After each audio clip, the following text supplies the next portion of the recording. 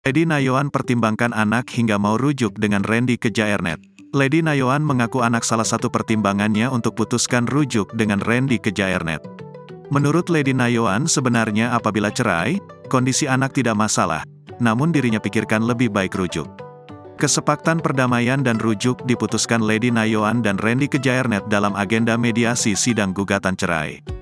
Dikutip dari YouTube Seleb Oncam News, Rabu, tanggal 16 Agustus tahun 2023, Lady Nayoan mengaku anak alasan mengambil keputusannya untuk menerima Randy ke Jaernet kembali.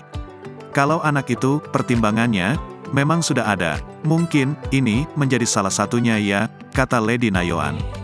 Pada tanggal 10 Juli tahun 2023 lalu, Lady Nayoan telah menggugat cerai suaminya, Randy ke Jaernet di Pengadilan Negeri Bekasi.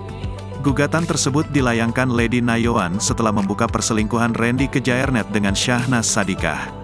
Namun pada sidang mediasi perceraian yang digelar pada Rabu, tanggal 16 Agustus tahun 2023, Lady Nayoan justru memutuskan rujuk dengan Randy ke Jaernet. Wanita yang dinikahi Randy ke Jaernet pada tahun 2014 itu mengaku orang tua dan anak menjadi salah satu pertimbangannya membukaan pintu damai pada sang suami.